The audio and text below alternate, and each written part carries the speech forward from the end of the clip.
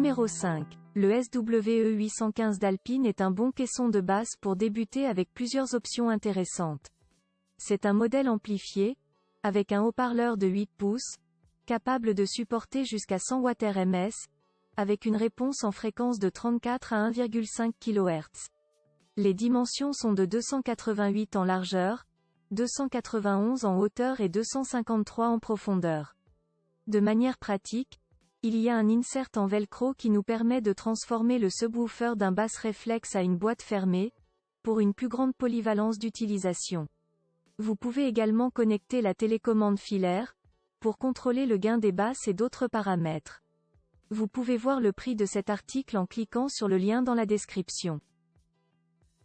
Numéro 4. Si vous recherchez le meilleur caisson de basse de milieu de gamme à connecter à un amplificateur dédié, nous vous recommandons le Sony XSNW1202E.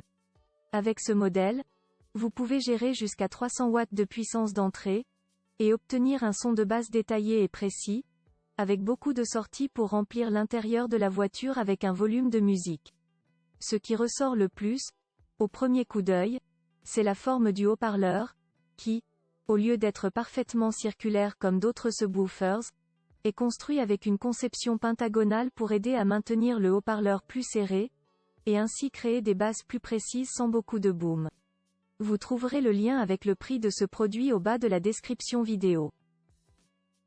Numéro 3. Parmi les meilleurs subwoofers de voiture, le Kenwood KSCSW11 est un modèle amplifié que vous pouvez placer sous votre siège, qui prend peu de place et ne vous oblige pas à utiliser le coffre.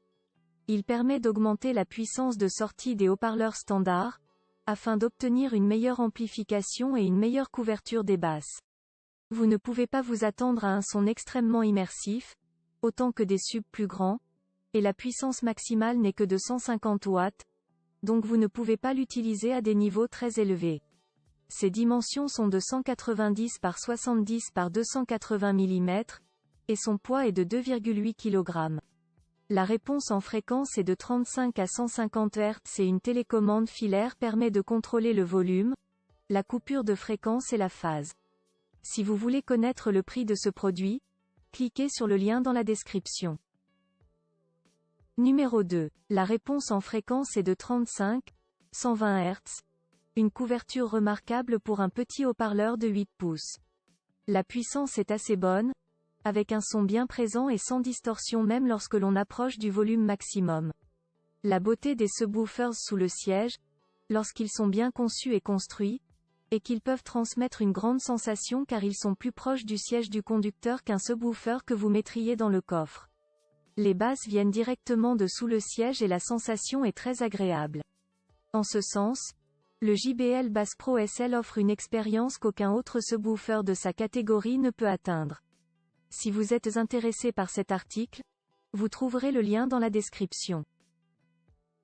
Numéro 1. Parmi les meilleurs subwoofers de voiture dans la catégorie haut de gamme, nous recommandons le Rockford Fosgate P312, un subwoofer de voiture de 12 pouces avec une excellente qualité de fabrication et une reproduction des basses vraiment magistrale. En raison de sa conception en boucle fermée, ce subwoofer est moins expansif que les modèles dotés d'un port basse réflexe, et convient donc mieux aux audiophiles qui privilégient la fidélité du son. Le mode d'allumage et d'extinction automatique est pratique pour ne pas avoir à allumer et éteindre le woofer à chaque fois, et la télécommande est pratique si vous voulez le placer dans la voiture pour régler le volume indépendamment. L'inverseur de phase de 0 à 180 degrés est utile lorsque vous sentez que les basses provenant du coffre ne sont pas tout à fait en phase avec le reste des enceintes.